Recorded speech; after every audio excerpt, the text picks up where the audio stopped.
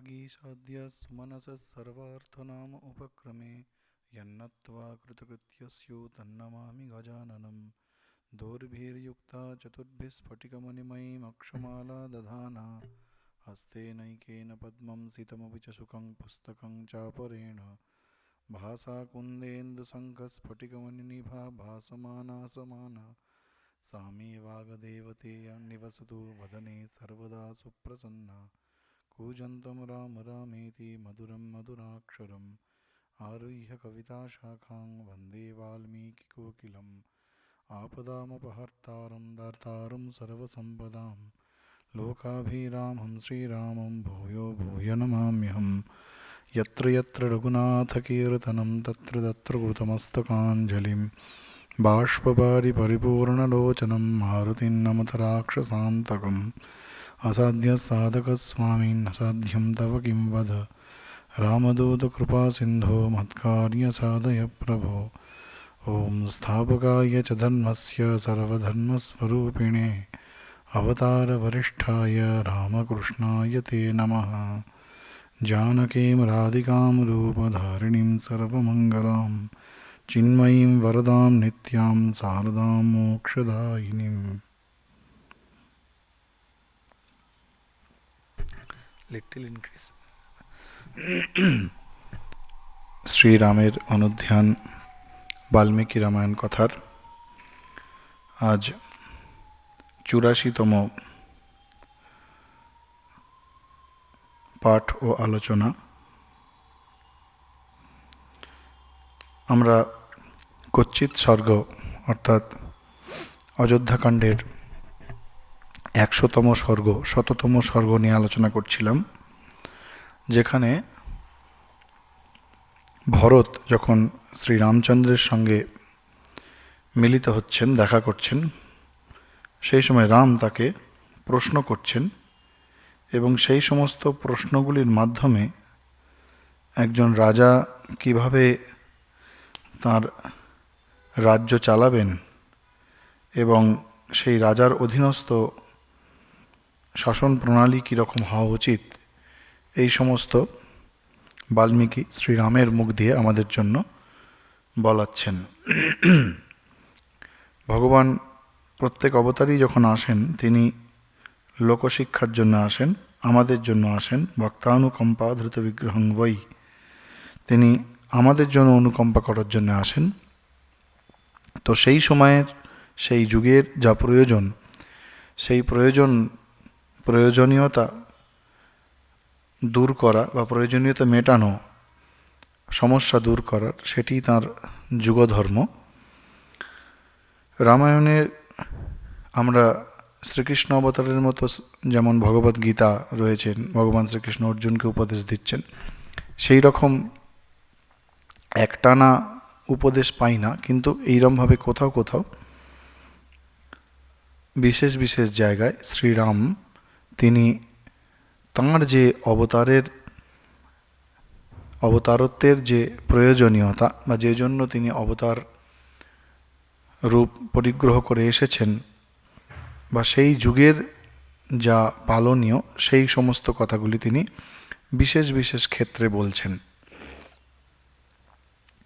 তো আগের দিন আমরা যেটা শেষ করেছিলাম যে জায়গাটায় কচ্ছিৎ সর্গে, যে মন্ত্রীরা কীরকম হবেন, মন্ত্রীদের চরিত্র কীরকম হবে, সেইটি বলার মাধ্যমে আমরা দেখেছিলাম উপধা এবং অতীতান দুইটি গুণ। অর্থাৎ টিকাকার বলছেন যে মন্ত্রীদেরকে পরীক্ষা করা হতো যে তাঁরা কোনো লোভের বশবর্তী হয়ে শত্রুপক্ষের রাজার প্রতি আনুগত্য প্রকাশ করে কিনা, বা নিজ রাজ্যের যে গোপন কথা সে সমস্ত গোপন মন্ত্রণা বলেন কিনা, সেই পরীক্ষা যাদের করা হতো তাদেরকে বলা হতো উপধা। আর যাঁরা সেই পরীক্ষায় উত্তীর্ণ হতেন তাদেরকে বলা হয় অতীতান। তো এই মন্ত্রীদের বলার পরে তিনি পরের প্রশ্ন তিনি করছেন যে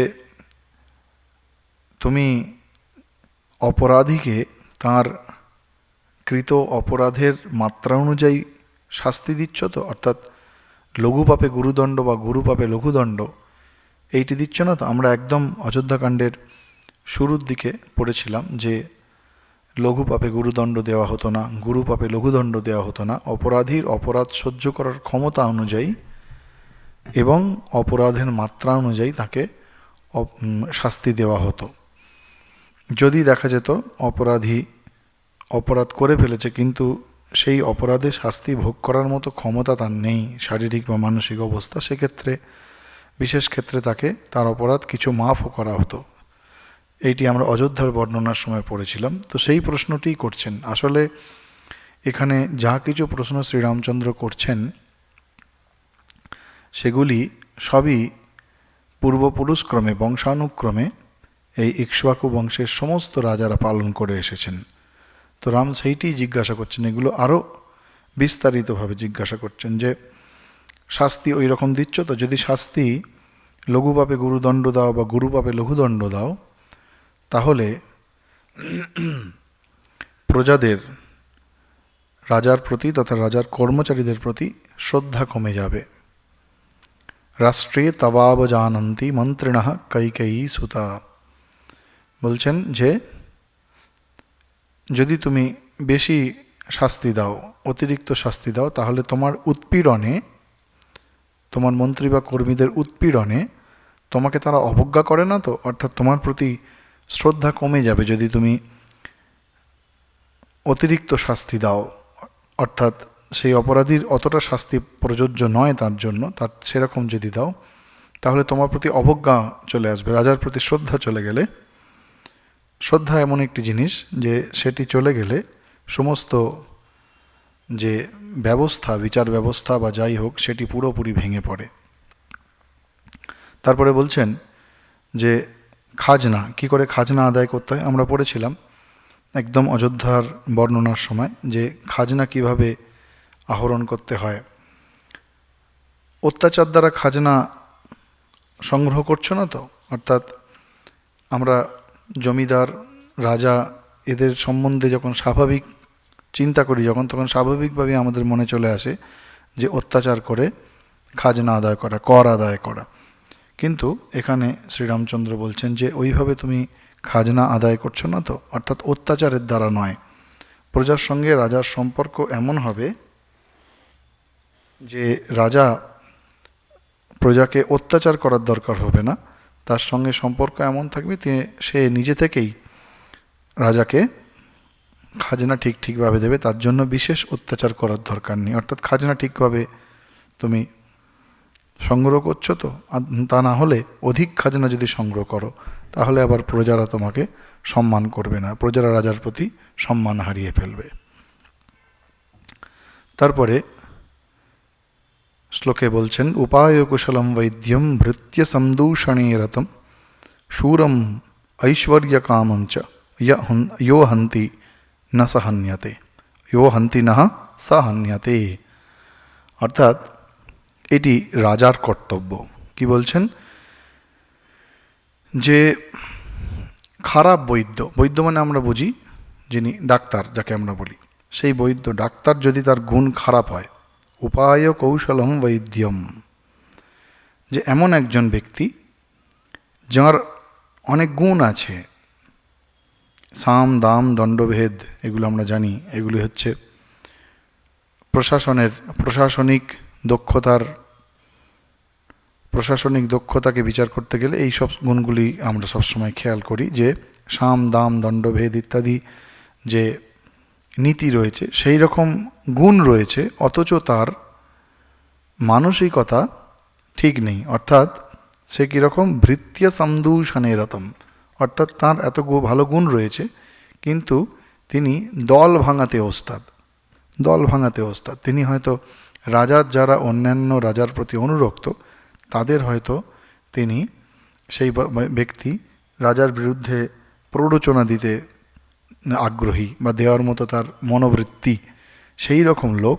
এবং শূরম ঐশ্বর্য কামম চ, যে লোভী, অর্থাৎ রাজার রাজ্যের প্রতি যার লোভ রয়েছে, এই রকম ব্যক্তিদের ইয়ো হন্তি নাহা, যিনি হত্যা না করেন, সহন্যাতে, তিনি তার দ্বারা নিহত হন।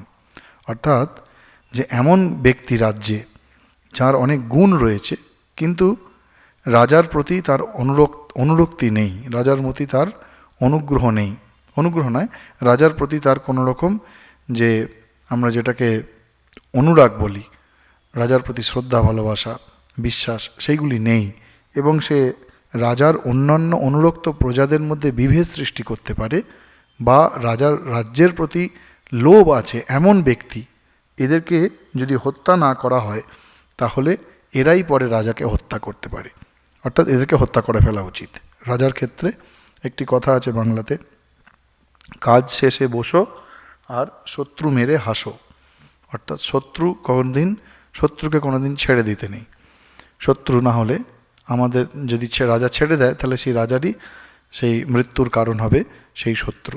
তো বলছেন এদের যদি হত্যা না করা হয়, ইয়ো হান্তি না, যিনি এদেরকে হত্যা না করেন, সাহান্যতে, তিনি এই সমস্ত ব্যক্তিদের দ্বারা নিহত হন। আমরা আমাদের মহাভারতের যুগে দেখেছি, বা পরবর্তীকালে বিভিন্ন বংশ ইতিহাসে দেখেছি, যে কোনো বিশেষ দুর্বলতাবশত হয়তো সেই রাজ্যের বা রাজা কোনো বিশেষ ব্যক্তিকে, তার দোষ, হাজার দোষ থাকা সত্ত্বেও তাকে যথাসময়ে তার বিরুদ্ধে কোনো রকম ব্যবস্থা নেয়নি, ফলে সেই ব্যক্তি ভবিষ্যতে ওই রাজার পতনের কারণ হচ্ছে, বা সেই রাজাকে হত্যা করছে, বা সেই রাজাকে রাজ্যভ্রষ্ট করছে। সুতরাং সেই রকম ব্যক্তিকে ছেড়ে দেওয়া উচিত নয় রাজার ক্ষেত্রে। তো এটি একটি রাজার কর্তব্য। এটা একদম সরাসরি শ্রীরাম তিনি ভরতকে জিজ্ঞাসা করছেন যে এরকম লোককে কখনো ছেড়ে দিতে নেই। দয়া, মায়া এগুলি ভালো গুণ, কিন্তু সেটি ব্যক্তি বিশেষে, সময় বিশেষে, ব্যক্তি বিশেষে এবং সময় বিশেষে। সর্বদা সব জায়গায় দয়া প্রকাশ করলে সেটি রাজার ক্ষেত্রে এবং রাষ্ট্রের ক্ষেত্রে সেটি বিপজ্জনক হবে। এরপর বলছেন সেনাপতি কীরকম হবেন, সেনাপতির যোগ্যতা কীরকম হওয়া উচিত। প্রশ্ন করছেন তিনি যে তুমি এমন লোককে সেনাপতি করছো তো যার মধ্যে এই গুণগুলি রয়েছে, বলে গুণগুলি বলছেন রাম। রাজানুরক্ত, অর্থাৎ রাজার প্রতি তার অনুরক্তি, রাজার প্রতি তার অনুরাগ, বা রাজা তাকে যে সম্মান দিয়েছে সেই সম্মানে সে সন্তুষ্ট। রাজা তাকে যতটুকু সম্মান দিয়েছে সেই সম্মানে সে সন্তুষ্ট, অর্থাৎ তার মধ্যে অসন্তোষ নেই। দ্বিতীয় কি, বীর, বুদ্ধিমান এবং ধৈর্যবান। তিনি বীর হতে হবে, তাকে বুদ্ধিমান হতে হবে, ধৈর্যবান হতে হবে। পবিত্র মনা, অর্থাৎ মনের মধ্যে কোনো রকম প্যাঁচ নেই মানে রাজ্যের প্রতি লোভ বা ওই রকম কোনো গুণ নেই। কুলীন, অর্থাৎ তার ভালো সংস্কার থাকা উচিত। সে মতিমান শুচিহি, তার মধ্যে ভালো সংস্কার থাকা উচিত। আবার বলছেন অনুরক্তশ্চ দক্ষ সেনাপতি কৃতঃ, এবং বলছেন তিনি বীর হবেন কিন্তু তিনি নির্দয় হবেন না, তার মধ্যে দয়াও হবার থাকবে, সেই রকম ব্যক্তি। আর সৎ এবং রাষ্ট্রের প্রতি সমর্পিত, তিনি অসৎ হবেন না। এইরকম ব্যক্তিকে তুমি সেনাপতি করছো তো, তার মানে সেনাপতির হচ্ছে এইগুলি গুণ। রাজার প্রতি তার অনুরাগ থাকা উচিত, রাজার দ্বারা সম্মানে সম্মানিত এবং সন্তুষ্ট থাকা উচিত, তাকে বীর, বুদ্ধিমান হতে হবে কিন্তু নির্দয় হলে হবে না। সে কুলীন বংশজাত, ভালো সংস্কার তার মধ্যে থাকতে হবে, কারণ সেনাপতির হাতে অনেক ক্ষমতা থাকে, সেই ক্ষমতা সে যদি অপব্যবহার করে তাহলে সেটি রাজার এবং রাষ্ট্রের বিরুদ্ধে যাবে, সেই জন্য তার সংস্কার ভালো হতে হবে। এবং সর্বোপরি সে একজন সৎ, রাজ্যের প্রতি, রাষ্ট্রের প্রতি, দেশের প্রতি, জনগণের প্রতি সৎ, রাষ্ট্রের প্রতি সমর্পিত, তার যেন রাষ্ট্রের প্রতি তার সমর্পণ ভাব থাকে, যে রাষ্ট্রের জন্য যা কিছু করা যাবে। এরকম ব্যক্তিকে তুমি সেনাপতি করছো তো, রাম জিজ্ঞাসা করছেন। তারপরে বলছেন খুব গুরুত্বপূর্ণ জিনিস, আজকের দিনেও আমরা দেখি এটি, যে যারা সেনাপতি বা সেনাবাহিনী যাই হোক না কেন, এরা বীর তো হতেই হবে, কিন্তু তাদের বীরত্ব তুমি পরীক্ষা করছো তো, অর্থাৎ তাদের বীরত্ব শুধু বীর বলে মেনে নেওয়া নয়, তাদের পরীক্ষা করছো তো। আমরা আজকের দিনেও দেখি তাদের পরীক্ষা কিভাবে করা যায়, বিভিন্ন রকম প্রদর্শনীর মাধ্যমে, বিভিন্ন রকম প্রদর্শনী। আজকেও আমরা দেখি যে স্বাধীনতা দিবস বা প্রজাতন্ত্র দিবসে আমাদের রাজধানীতে যে কুচকাওয়াজ যেটা হয়, হ্যাঁ, যে ইন্ডিপেন্ডেন্স ডে বা রিপাবলিক ডে প্যারেড যে হয়, সেখানে আমাদের সেনাবাহিনী, নৌবাহিনী, তারপর এয়ারফোর্স যেটা বায়ুসেনা, এদের সমস্ত সেনা, আমাদের পুরো যে আমাদের ডিফেন্স সিস্টেম যেটি রয়েছে, আমাদের যেটি প্রতিরক্ষা মন্ত্রক যেটি রয়েছে, সেই প্রতিরক্ষা মন্ত্রকের অধীনে সমস্ত সেনাবাহিনীরা তাদের বিভিন্ন রকম প্রদর্শন করে। আমরা আজও দেখি প্রজাতন্ত্র দিবস এবং স্বাধীনতা দিবস বছরে 2 বার। আমরা মূলত প্রজাতন্ত্র দিবসে হয়, স্বাধীনতা দিবসেও বিভিন্ন রকমভাবে কুচকাওয়াজ করা হয়। তো বলছে সেইভাবে পরীক্ষা করো তো, অর্থাৎ তাদের বীরত্ব পরীক্ষা করা। এর অনেকগুলি কারণ আছে। একটি তো তাদের বীরত্ব পরীক্ষা করা, দ্বিতীয় হচ্ছে দেশের মানুষকে গর্বিত করা। তাদের বীরত্বের যদি প্রদর্শন হয়, তখন দেশের মানুষও নিজেদের গর্ববোধ করবে এবং পরের প্রজন্ম তারাও অনুপ্রাণিত হবে যে না, আমরাও এরকম করব, আমরাও সেনাবাহিনীতে যোগ দেবো, আমরাও বায়ুসেনায় যোগ দেবো, নৌসেনায় যোগ দেবো এবং দেশের জন্য নিজেদের প্রাণ উৎসর্গ করতে প্রস্তুত হব। তো দেশের মানুষকে অনুপ্রাণিত করা, প্রতিবেশী বা শত্রু দেশ যে আমাদের রয়েছে সেই দেশগুলিকেও সাবধান করা। অর্থাৎ আমাদের সেনাবাহিনী বা প্রতিরক্ষা বিষয়ের যে শক্তি সামর্থ্য, সেইটি দেখে শত্রুও সাবধান থাকবে যে না, হালকাভাবে নেওয়া যাবে না। অর্থাৎ শত্রুকে সাবধান করা, এই দুটি মূল উদ্দেশ্য। এই উদ্দেশ্যের জন্যই এই প্রদর্শনীগুলো হয়। আমরা একদম একটু আগে দেখেছি, যখন গুহ রামচন্দ্র সীতামা এদেরকে গঙ্গা পার করাচ্ছিলেন, সেখানেও এরকম নৌ প্রতিযোগিতার মতো একটা দেখেছিলাম, যে সেখানেও তারা বিভিন্ন রকমের ডিজাইন করে, বিভিন্ন জলের ওপরে নৌকা নিয়ে বিভিন্ন রকমের নকশা করে সেই প্রতিস্পর্ধা তারা করছিলেন। তো এই প্রদর্শনীগুলির মাধ্যমে বীরত্বকে পরীক্ষা করা, যে সেনাবাহিনী শক্ত সামর্থ্য কিনা। আর কি বলছে, তাদেরকে পুরস্কার দিচ্ছ তো, সৎকৃত্যমানি তাহা, তাদেরকে সম্মানিত করছো তো। আমরা জানি যে বিভিন্ন রকম যে এই পরমবীর চক্র ইত্যাদি আমাদের সেনাবাহিনীদের, বায়ুসেনাদের বা নৌসেনাদের, তাদের বীরত্বের প্রতি সম্মান দেওয়ার জন্য আমরা তাদেরকে বিভিন্ন রকমের পুরস্কার দিই, গভর্নমেন্ট বা সরকারের তরফ থেকে দেওয়া হয়। তো বলছে তাদেরকে সম্মানিত করলে সেটিরও উদ্দেশ্য ওই, প্রথমত সেই সেনাবাহিনী, সেই সৈন্য বা সেনাপতি, তাকে সম্মান জানিয়ে তার বীরত্বের প্রতি সম্মান জানানো। দ্বিতীয়ত হচ্ছে তাকে সামনে রেখে অন্যান্যরা যাতে অনুপ্রাণিত হয়, সেই জন্য তাদেরকে পুরস্কৃত করলে পুরো সেনাবাহিনী তারা গর্বিত হবে, অনুপ্রাণিত হবে এবং সেই সঙ্গে অন্য দেশের প্রতিও আমাদের একটা মেসেজ যাবে যে আমাদের সেনাবাহিনীর এরকম বীর। তো সেই জন্য তাদেরকে পুরস্কৃত করছো তো। কত সূক্ষ্ম জিনিস আমরা আজকের দিনেও এগুলি দেখে আমরা ফলো করছি, আমরা অনুসরণ করছি। আমাদের দেশের প্রতিরক্ষা বিষয়ের মধ্যে এইগুলি সমস্ত কিছু আমরা অনুসরণ করি এবং তার উদাহরণ আমরা নিজেরাই জানি যে এইরকম বিভিন্ন দেশের বছরের বিভিন্ন সময় সেনাবাহিনীদের এইভাবে পুরস্কৃত করা হয়, সম্মানিত করা হয়। তো বলছে তুমি সেরকম তাদের সম্মান দিচ্ছ তো। এরপরে বলছেন খুব গুরুত্বপূর্ণ এবং আজকের দিনে প্রাসঙ্গিক, বলছে শ্রীরাম বলছেন, সৈন্যদের যথোচিত অন্ন ও বেতন সময়ে দাও তো। অর্থাৎ সেনাবাহিনী তাদেরকে যথাসময়ে তাদের বেতন, স্যালারি যেটা আমরা বলি, সেইটি সময়ে দাও তো। আজকের দিনে আমরা জানি। এবং পরে বলছে বিলম্ব করো না, দাদাসি না বিলম্বসে, দেরি করো না তো, তাদের বেতন দিতে দেরি করো না তো। কত প্র্যাকটিক্যাল শ্রীরামচন্দ্র। দেরি করলে কি সমস্যা হয় আজকের দিনে আমরা বিভিন্ন জায়গায় দেখতে পাচ্ছি। ডিএ টিএ এইসব নিয়ে কত রকমের সমস্যা, তার জন্য আন্দোলন, তার জন্যে হাজার রকমের সমস্যা মানুষকে ভোগ করতে হয়, সরকারকে ভোগ করতে হয়। তো বলছে তুমি দেরি করো না তো। দেরি যদি করো তাহলে ওই তোমার কর্মচারীরা, সেনাবাহিনী যেই হোক না কেন, তারা কিন্তু তোমার প্রতি তাদের আস্থা থাকবে না। তারপরে বলছেন, এবং পরে বলছে কি হবে যদি তুমি দেরি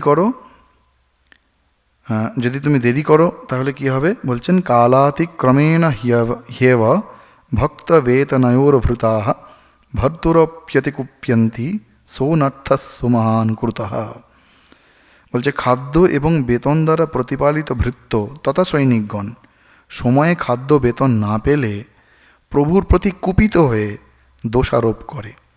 আমরা আমাদের প্রতিবেশী বিভিন্ন দেশের কোনো দেশের এই সমস্যা দেখতে পাই যে সেনাবাহিনীর সঙ্গে সরকারের অর্থাৎ শাসনকর্তা তাদের যদি বন্ডটা ঠিক না থাকে, বোঝাপড়াগুলো যদি ঠিক না থাকে, তাহলে তখন সেনাবাহিনী সরকারকে বিভিন্নভাবে ব্যতিব্যস্ত করতে থাকে। তো বলছে তারা যদি না পায়, তারা কুপিত হয়ে দোষারোপ করে এবং তার ফলে ভীষণ বিপত্তি ঘটে। এটি আমাদের গর্বের বিষয়। বর্তমানে স্বাধীনতার পর থেকে আমাদের নিজের রাষ্ট্রের যে সেনাবাহিনী, আমরা তাদের জন্য গর্বিত। কারণ সেই সেনাবাহিনী তাদের নিজস্ব যে পরিধির মধ্যে থেকে তাদের হাতে অনেক ক্ষমতা আছে, তারা কখনো ক্ষমতার অপব্যবহার করেন না এবং তাদের সমস্তটুকু দিয়ে তারা আমাদেরকে রক্ষা করছেন। এবং এই জন্য আমাদের দেশে যে ব্যবস্থা বর্তমানে সেনাবাহিনীর সঙ্গে সরকারের যে বোঝাপড়া, সেটি অত্যন্ত সুন্দর এবং সেই জন্য এত সুচারুভাবে স্বাধীনতা উত্তর ভারতবর্ষের যদি আমরা দেখি সুচারুভাবে সমস্ত সম্পন্ন হচ্ছে। তার একটি মূল কারণ হচ্ছে এইটি যে তাদের সময়ে বেতন দেওয়া, তাদের জন্য যে সমস্ত সুযোগ সুবিধা তাদের প্রাপ্য, সেই তাদের প্রাপ্য যথাসময়ে তাদের মিটিয়ে দেওয়া। কোনো দয়ার ভাব নেই, কিছু নেই। তারা তাদের সর্বোচ্চ দিয়ে আমাদের দেশের নিরাপত্তা রক্ষা করছে। সেই জন্য তাদের প্রতি যেন আমাদের ব্যবহার সবসময় ঠিক থাকে, বিশেষ করে শাসকের প্রতি, যিনিই সরকারে থাকুন না কেন, যিনিই রাজা হন না কেন, যিনিই মন্ত্রী হন না কেন, তিনি যেন তাদের প্রতি এই ব্যবস্থা ঠিক করে। তা না হলে ভীষণ বিপত্তি ঘটে। বলছে অনর্থ সুমহান কৃত, অনর্থ হয়ে যায়। দেশের সেনাবাহিনী যদি একবার দেশের সরকারের বিরুদ্ধে চলে যায়, তাহলে সেই দেশের কি অবস্থা হয় তা আমাদের প্রতিবেশী রাষ্ট্রের দিকে তাকালেই আমরা বুঝতে পারি। তো এটি হলো সেনাবাহিনীকে দেখার। এরপরে কি বলছেন যে তুমি যাদেরকে মন্ত্রী করছো বা যাদেরকে বিভিন্ন গুরুত্বপূর্ণ পদে দায়িত্ব দিয়েছো, তারা তোমার প্রতি অনুরক্ত, তো তারা তোমার জন্য পুরোপুরি প্রাণ দিতে পর্যন্ত প্রস্তুত না। সন্ত্যজন্তি সমাহিতাহ কচ্চিৎ প্রাণানস্তবার্থেষু সন্ত্যজন্তি সমাহিতাহ। বলছে যদি সময় আসে, যদি প্রয়োজন হয়, তাহলে তারা তোমার জন্য প্রাণ দিতেও প্রস্তুত। অর্থাৎ রাজা এবং রাষ্ট্র কিছু ক্ষেত্রে এটি সমার্থক। অর্থাৎ রাজা তিনি রাষ্ট্রের জন্য সমর্পিত, সেই জন্য রাজার প্রতি সমর্পণ ভাব মানে সেটি রাষ্ট্রের প্রতি সমর্পণ ভাব, কিন্তু তার জন্য রাজাকে সমর্পিত ভাব হতে হবে। রাজা যদি নিজে স্বার্থপর হয়, রাজা যদি নিজে স্বৈরাচারী হয়, তাহলে হবে না। রাজার মধ্যেও সেই গুণগুলি থাকতে হবে, তবে তার সেনাবাহিনী, তার কর্মচারী, তার সমস্ত যে সিস্টেম, যে ব্যবস্থা, সেটি রাজার প্রতিও সেই রকম প্রাণ দিতে প্রস্তুত থাকবে। এরপর বলছেন রাষ্ট্রদূত, যেটাকে আমরা অ্যাম্বাসেডর বা কনসুল বলি, ফরেন অ্যাম্বাসেডর, তাদের কি চরিত্র হওয়া উচিত, সেইটি পর্যন্ত রাম ভরতকে জিজ্ঞাসা করছেন। বলছেন তুমি যাদেরকে রাষ্ট্রদূত হিসাবে নিয়োজিত করেছ, তাদের মধ্যে এই গুণগুলি রয়েছে তো? কী গুণ? বলছেন কার্যকুশল, অর্থাৎ আমরা গীতাতে পড়েছি যোগা কর্মসু কৌশলম, অর্থাৎ কৌশলে কার্য করা। কৌশল মানে কার্য করা কীরকম? টিকাকার বলছেন যে ইঙ্গিতজ্ঞ, তারা ইঙ্গিতেই বুঝে যাবে। আমরা জানি যারা রাষ্ট্রদূত হিসেবে বিভিন্ন রাষ্ট্রে অ্যাম্বাসেডরের কাজ করছেন, যারা সার্ভিস দিচ্ছেন, যারা সেবা দিচ্ছেন, তারা অত্যন্ত বুদ্ধিমান এবং তাদের কার্য করার ক্ষমতা অত্যন্ত তীক্ষ্ণ। আর কি বলছেন যে বিদ্বান দক্ষিণাহা, তারা প্রতিভাবান হতে হবে। প্রতিভাবান মানে টিকাকার বলছেন যে প্রতিভাবান মানে বিস্মৃতিরহিতাহা, তাদের মেমোরি, তাদের স্মৃতিশক্তি একদম প্রখর হতে হবে। যে জিনিসটি একবার দেখছেন, একবার শুনছেন, সঙ্গে সঙ্গে সেটা যেন স্মৃতিতে থাকে, সেই স্মৃতি শক্তি প্রচণ্ড হতে হবে।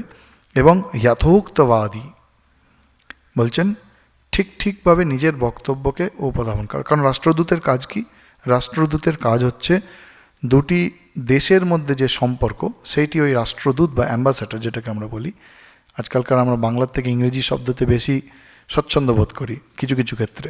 তো সেই রাষ্ট্রদূতদের মাধ্যমেই দুটো দেশের মধ্যে যোগাযোগ স্থাপন হয় এবং মূলত সেটি আমরা জানি আজকের দিনে এক দেশের নাগরিক গিয়ে অন্য দেশে কাজের জন্য বা বিভিন্ন কারণে থাকেন, সুতরাং তাঁরা সেখানে কোনো সমস্যায় পড়লে, বিশেষ করে বর্তমানে আমাদের বিশ্বের যা অবস্থা, বিভিন্ন জায়গায় যুদ্ধবিগ্রহ এবং অশান্ত পরিবেশের মাধ্যমে এই অ্যাম্বাসেডর বা রাষ্ট্রদূতের ভূমিকা অত্যন্ত গুরুত্বপূর্ণ। কারণ যদি সেই দেশে কোনো এমার্জেন্সি হয়, কোনো হঠাৎ করে কোনো দরকার হয়, সঙ্গে সঙ্গে সেই দেশে আটকে থাকা আমাদের নাগরিককে আমাদের দেশে ফিরিয়ে আনা, এর জন্য একটা যে সুষ্ঠু ব্যবস্থা, একটা স্মুথ সিস্টেম, সেটি দরকার। তো সেইখানে রাষ্ট্রদূতকে কিন্তু যথোক্তবাদী হতে হবে। সেই রাষ্ট্রদূত কি যেভাবে কথা বলবেন, কারণ সেই রাষ্ট্রদূতকে একদিকে যেমন তার নিজের দেশকে খবর দিতে হচ্ছে, একই সঙ্গে ওই প্রতিবেশী দেশের গভর্নমেন্টের সঙ্গেও তাকে সংযোগ স্থাপন করতে হচ্ছে। সুতরাং যথোক্তবাদী। টিকাকার বলছেন সদসৎ কার্য বিবেকী, কোনটি সৎ কোনটি অসৎ, এই সৎ এবং কোনটি ঠিক কোনটি ভুল, সেটি ঠিক ঠিক বোঝার মতো ক্ষমতা তার থাকতে হবে, উপস্থিত বুদ্ধি, প্রত্যুৎপন্নমতি আমরা বলি বাংলাতে, এবং বিবেকবান, তার বিবেকবোধ থাকতে হবে। বিবেকবোধ থাকতে হবে কেন? কারণ আমরা সাধারণত দেখি আমার যতটুকু কাজ আমি ততটুকুই করব। রাষ্ট্রদূতকে কিন্তু ওরকম হলে চলবে না।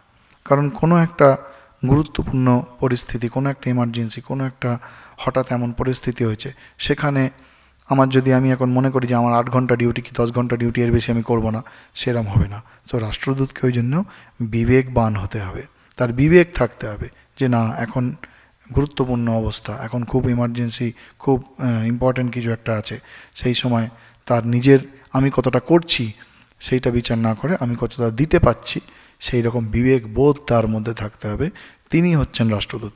তো রাম বলছেন তুমি সেই রকম লোককেই রাষ্ট্রদূত করছো। তো কি অদ্ভুত! আমরা পড়লে পড়তে পড়তে অবাক হয়ে যাই।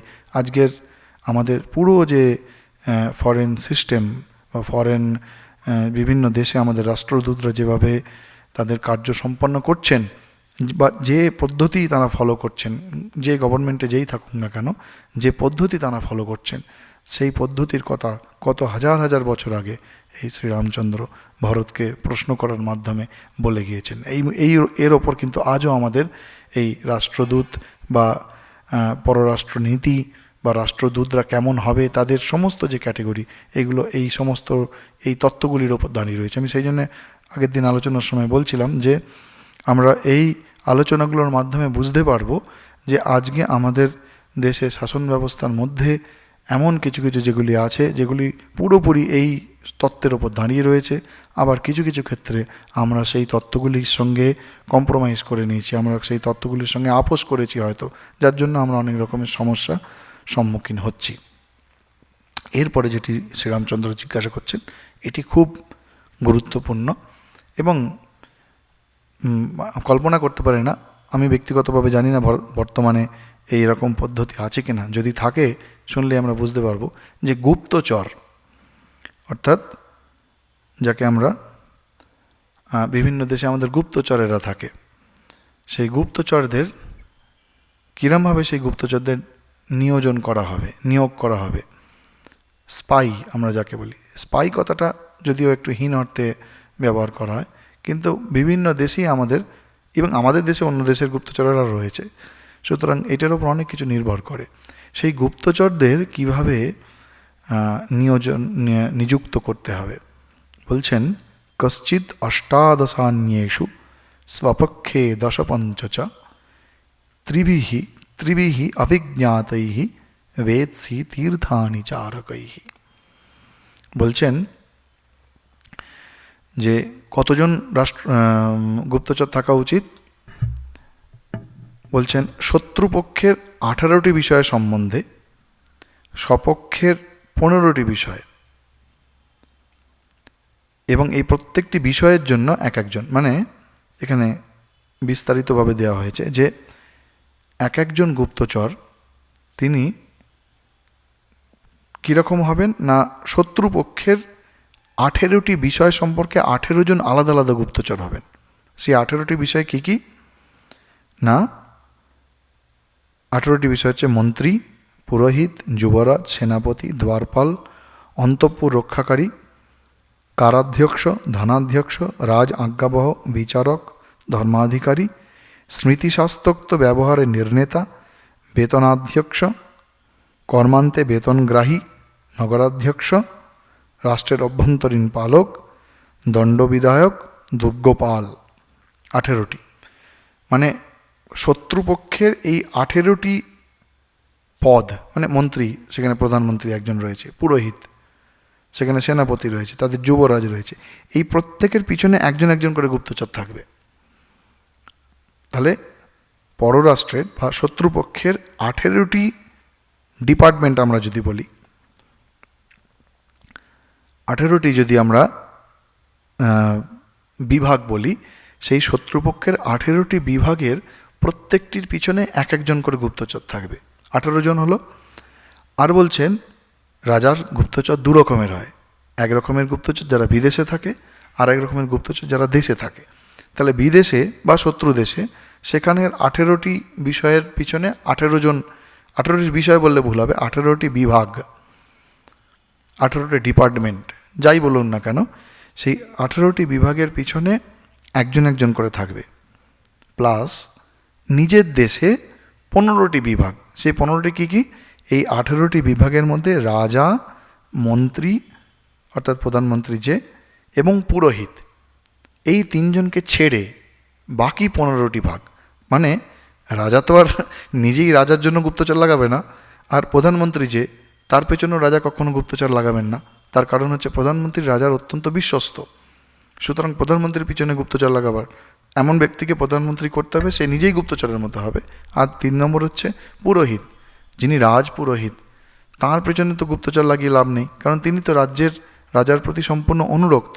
সুতরাং রাজা, মন্ত্রী এবং পুরোহিত, এই 3 জন ছেড়ে দিলে বাকি যেগুলি বলা হলো, এই যুবরাজ, সেনাপতি, দ্বারপাল, নিজের রাজ্যের, এদের পিছনে এক একজন করে গুপ্তচর। তাহলে 18 যুক্ত 15, 33 জন।